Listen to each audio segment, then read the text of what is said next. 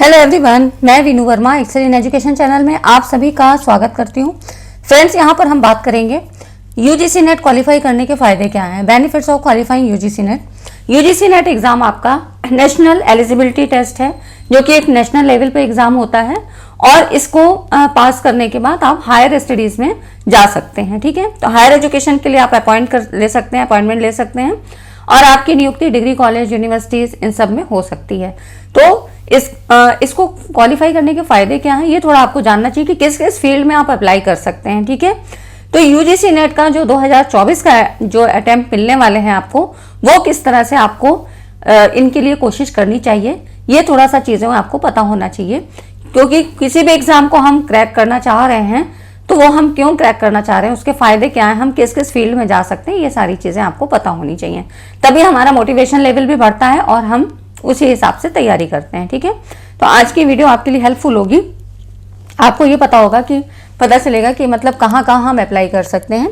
और देखिए, अगर आप लोग चैनल पे पहली बार आए हैं तो सब्सक्राइब कर लीजिएगा।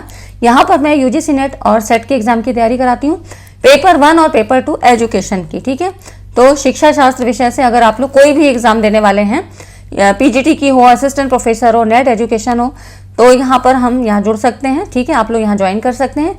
जरूर चैनल को सब्सक्राइब कर लें। और इसके अलावा यहाँ पर मैं यूपीएचईएससी जो असिस्टेंट प्रोफेसर, मतलब नेट क्वालिफाई करने के बाद आप असिस्टेंट प्रोफेसर के लिए भी आपको एंट्रेंस एग्जाम देना होता है। ठीक है, तो इसके लिए जो एग्जाम होता है उसमें आपका जीएस का पोर्शन भी यहाँ पर पूछा जाता है। तो एक जीएस का पेपर होता है। ठीक है, ये आपका असिस्टेंट प्रोफेसर के लिए होता है। तो ये इसकी तैयारी आपको करनी पड़ती है। 30 नंबर का जो 30 प्रश्न यहाँ पर आते हैं 60 नंबर का। ठीक है, तो इस तरह से जीएस के पोर्शन को भी मैं कराती हूँ। तो यूपीएचईएससी जो शिक्षा सेवा चयन आयोग अब कराएगा, है ना, तो इसके लिए मैं जीएस का पोर्शन कराती हूँ और ये आपको मॉर्निंग में वीडियोस मिलती हैं। ठीक है, और यहाँ पर यूजीसी नेट की शाम को इवनिंग में 6 बजे, ठीक है, इवनिंग में यहाँ पर मिलती हैं।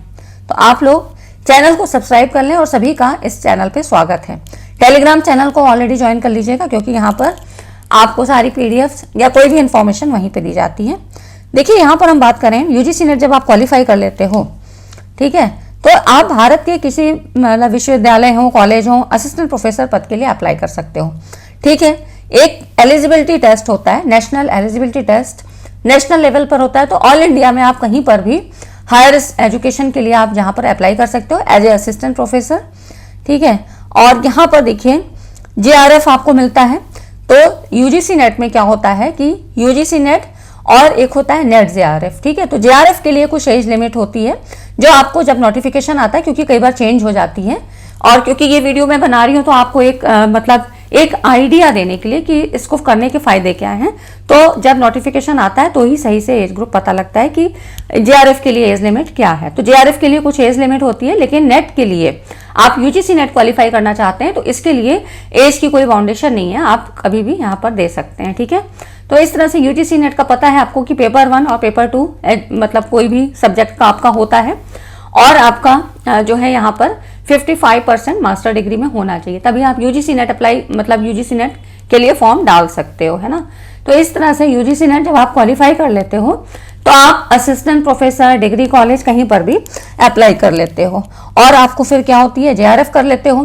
तो जेआरएफ की अगर आप इस लिमिट के अंतर्गत आ रहे हो और आपका कट ऑफ अच्छा है, अच्छा स्कोर करने के बाद आप जेआरएफ के लिए भी यहाँ पर एप्लीकेबल हो जाते हो, यहाँ पर अप्लाई कर सकते हो, है ना। तो आपको क्या होता है, पीएचडी के लिए आपको अपने पास से पैसा नहीं लगाना होता है और इकोनॉमिकल सपोर्ट आपको मिल जाता है गवर्नमेंट की तरफ से। ठीक है, तो ये हो जाता है कि आप पीएचडी के लिए और हायर, पीएचडी तो टॉप मोस्ट डिग्री है, तो आप यहाँ पर एलिजिबल हो जाते हो कि आपको सरकार की तरफ से पूरा पैसा मिल रहा है, फंड पूरा मिल रहा है ना।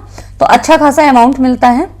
और देखिए, यहाँ पर बात करें प्रमोशन और कैरियर ग्रोथ भी है, जैसे कि पहले से ही आप टीचिंग में हैं, प्राइवेट जॉब में हैं, लेकिन और कई लोगों को मैंने देखा भी है कि यूजीसी नेट ट्राई करते रहते हैं, वो लोग टीचिंग में लगे हुए हैं, ठीक है, ट्राई करते रहते हैं, और यूजीसी नेट जब क्लियर हो जाता है तो उनको वहां पर उसका भी वेटेज मिलता है। तो इस तरह से क्या होता है कि प्रमोशन के चांसेस होते हैं और कैरियर ग्रोथ में भी अवसर मिलते हैं। रिसर्च के अवसर आपको मिलते ही मिलते हैं। जैसे कि बहुत सारे रिसर्च इंस्टीट्यूट्स होते हैं, विभिन्न प्रोजेक्ट्स होते हैं जो कि रिसर्च पे काम कर रहे होते हैं, तो वहां पर भी यूजीसी नेट जो है इसकी डिमांड होती है। ठीक है, यूजीसी नेट क्वालिफाई करने के बाद आप यहाँ पर इन चीज़ों पे अप्लाई कर सकते हो। अब इसके लिए आपको क्या है, कुछ चीज़ों का जो है नज़र भी रखनी पड़ती होगी, तो वो कौन कौन से रिसोर्सेज हैं उसके बारे में भी मैं आपको बताऊंगी। ठीक है, तो रिसोर्सेज कौन कौन से हैं, कौन कौन से संसाधन हैं, इसके बारे में भी हम आगे बात करेंगे। और देखिए, सरकारी नौकरी के भी अवसर होते हैं, जैसे कि जो आपकी सेंट्रल और स्टेट गवर्नमेंट की जो जॉब निकलती हैं, तो यूजीसी नेट करने के बाद आप यहाँ पर भी अप्लाई कर सकते हो। जैसे कि असिस्टेंट प्रोफेसर, तो सभी अपने स्टेट के अलग अलग भी निकलते हैं, और जैसे कि यूपीएचईएससी मैंने आपको बताया, तो यूपी के लिए मैं तैयारी करवा रही हूँ, तो यहाँ पर असिस्टेंट प्रोफेसर एग्जाम की तैयारी हम करते हैं ना। तो उसमें आपका क्या होता है कि जीएस का पोर्शन आता है 30 क्वेश्चन। तो जब आप जीएस या असिस्टेंट प्रोफेसर की तैयारी करते हो ना, तो असिस्टेंट प्रोफेसर का आफ्टर यूजीसी नेट है ना, तो यहाँ पर क्या होता है कि जीएस का पेपर होता है, इसमें 30 क्वेश्चन। ठीक है, और जो आपका सब्जेक्ट का होता है इसके 70 क्वेश्चन। ये तो यहाँ पर इतनी तैयारी, ये भी एक एग्जाम होता है। आप इसको क्वालिफाई करने के बाद फिर इंटरव्यू के लिए जाते हैं और यहाँ पर आपका सिलेक्शन हो जाता है। तो इस तरह से जो भी राज्य सरकार की, केंद्र सरकार के डिपार्टमेंट्स में नौकरी निकलती है, वहां पर आवेदन कर सकते हैं। कौन कौन से जॉब पोर्टल्स और रिसोर्सेज आपको देखने चाहिए, तो देखिए यूपीएससी जो यूनियन पब्लिक सर्विस कमीशन, इसकी वेबसाइट पर भी, यहाँ पर भी आपको मिलती है असिस्टेंट प्रोफेसर वगैरह के लिए जॉब। ठीक है, और उसके बाद एसएससी स्टाफ सिलेक्शन द्वारा, ठीक है, और यहाँ पर राज्य सेवा आयोग के द्वारा। तो मैंने आपको बताया ना कि हर एक, जैसे कि एमपी सेट के असिस्टेंट प्रोफेसर की निकली, या बिहार स्टेट के, है ना, तो इस तरह से अलग अलग स्टेट की जैसे निकलती हैं, तो वहाँ की वेबसाइट पे आप देख सकते हो, उनके नोटिफिकेशन निकलते रहते हैं। और जब यूजीसी नेट क्वालिफाई करने के बाद आपको इन चीज़ों पे भी नज़र रखनी चाहिए, है ना। तो बहुत सारे पोर्टल्स हैं जहाँ पर एम्प्लॉयमेंट्स के निकलते हैं, जैसे कि सरकारी नौकरी एम्प्लॉयमेंट न्यूज़ है ना, और सरकारी रिजल्ट.com। ठीक है, तो ये सारे वेबसाइट्स हैं, इन पर आपको देखना चाहिए, ऑथेंटिक चीज़ें पता लगती हैं। तो इस तरह से बाकी यूट्यूब पे भी बहुत सारी चीज़ें, ऑथेंटिक चीज़ें मिल जाती है, लेकिन आपको पता होना चाहिए कि सही चीज़ क्या, तो आप खुद से ही उनको वेरीफाई कर सकते हो, चेक कर सकते हो, है ना, कि मैं क्या सही चीज़ हम देख रहे हैं या सही में वास्तव में है क्या नहीं है ना। अब देखिए, जॉब नोटिफिकेशंस पे भी नज़र रखनी पड़ती है। कुछ क्या होते हैं, जो प्राइवेट यूनिवर्सिटीज़ या डिग्री कॉलेज होते हैं, वो भी अपने निकालते रहते हैं, तो वो न्यूज़पेपर वगैरह में देते हैं। ठीक है, और अगर आप अपने ही क्षेत्र में करना चाहते हो, अपने ज़िले में या अपने जिस शहर में आप रहते हो, तो और अभी आपको नहीं मिल पा रही है गवर्नमेंट के लिए, तो आप उसके लिए ट्राई करो। इससे बेटर है कि आप फिर कहीं और डिग्री कॉलेज में, मतलब वहीं पर कोई लोकल कहीं पर भी ज्वाइन कर लो। उससे क्या होता है, एक्सपीरियंस बढ़ता है, और जब आप फिर इंटरव्यू के लिए जाते हो, तो फिर ये चीज़ें आपके एपीआई स्कोर को बढ़ाती हैं कि एक्सपीरियंस कितना है। और इसी बीच अगर आपका जीआरएफ है, पीएचडी हो जाती है, तो उसका वेटेज भी मिलता है। तो जैसे कि यूजीसी नेट करने के बाद 5 नंबर ग्रेस मार्क्स आपको मिलते हैं, एपीआई स्कोर जब तैयार होता है आपका, है ना। और बीएड का होता है, एमएड का होता है, तो यूजीसी नेट का भी होता है, जीआरएफ का होता है, पीएचडी का भी होता है। ठीक है, तो इस तरह से सबका जो है स्कोर होता है, और वो ग्रेस आपको मिल जाता है ना। तो यूजीसी नेट करने से कम 5 नंबर का फायदा आपको हो जाता है। ठीक है, तो ये नोटिफिकेशंस के अनुसार आपको पता लग जाती हैं चीज़ें। ये होता है कि अभी देखिए, जो अगर हम 2024 की बात करें, तो अभी प्लस पॉइंट क्या है सबसे अच्छा, अभी तो इतने सारे विवाद चल रहे हैं, लेकिन फिर भी एक प्लस पॉइंट ये है कि नेगेटिव मार्किंग कहीं पर भी अभी नहीं है, कोई सिलेबस में अपडेट के कोई चांसेस नहीं है। तो आपको बेनिफिट के लिए देखिए, नेगेटिव मार्किंग नहीं है ना। तो अभी जो भी आपको अटेम्प्ट मिलने वाले हैं, री एग्जाम का हो या दिसंबर का हो, इसके लिए तैयारी आपको पूरी अच्छे से कर लेनी है। और कोई भी सिलेबस अपडेट नहीं आया है, जो है आपको इसी के अकॉर्डिंग तैयारी करनी है ना। तो कोई भी न्यू सिलेबस अभी नहीं आया है, ठीक है, और इतनी जल्दी देंगे भी नहीं। तो ये सारी चीज़ें आपके प्लस पॉइंट को जो है इनिशिएट करती हैं, और आप यहाँ पर अपनी तैयारी को और बूस्ट करिए, और ये वाला अटेम्प्ट आपको हासिल कर लेना है। तो उससे क्या होता है कि एक आप अलग कैटेगरी में आ जाते हो। जैसे कि आप पीजी करने वाले तो बहुत मिलते हैं, लेकिन यूजीसी नेट मतलब 6% लोगों को ही निकाला जाता है ना, रिजल्ट उनका 6% ही लोगों का यहाँ पर कंसीडर किया जाता है। तो अब ये समझिए कि 100 में 6 लोग कितने टॉप मोस्ट लेवल पे होंगे लोग, है ना। तो ये चीज़ें हो जाती हैं। तो यहाँ पर अब देखिए, अगर हम बात करें तो इनके नोटिफिकेशंस निकलते रहते हैं, है ना। रिसर्च एसोसिएट अन्य पदों के लिए नोटिफिकेशंस आते हैं, आप देख सकते हो। अब इसमें क्या होता है, कौन कौन से योग्यता अंक होते हैं। तो जनरल कैटेगरी और यहाँ पर ओबीसी एससी एसटी तो थोड़ा सा रिलैक्सेशन मिलता है जनरल जो है जनरल से रिजर्व वालों को, तो रिजर्व वालों को थोड़ा परसेंटेज में 5% लेस इनकी जो है जाता है, लेकिन कट ऑफ सबका ही बराबर ही जाता है, कोई खास अंतर नहीं है। अब देखिए पेपर 1 में भी आपको 40% है ना, तो यही जनरल वाला ही आपको लेना चाहिए। कई बार ओबीसी का भी या रिजर्व कैटेगरी का भी बहुत ज़्यादा चला जाता है, जनरल से भी ज़्यादा, है ना। तो ऐसा कुछ नहीं है, आपको अपना 40% पेपर 1 में, 40% पेपर 2 में, और दोनों को ही मिलाकर रिजल्ट जो है आपका आता है ना।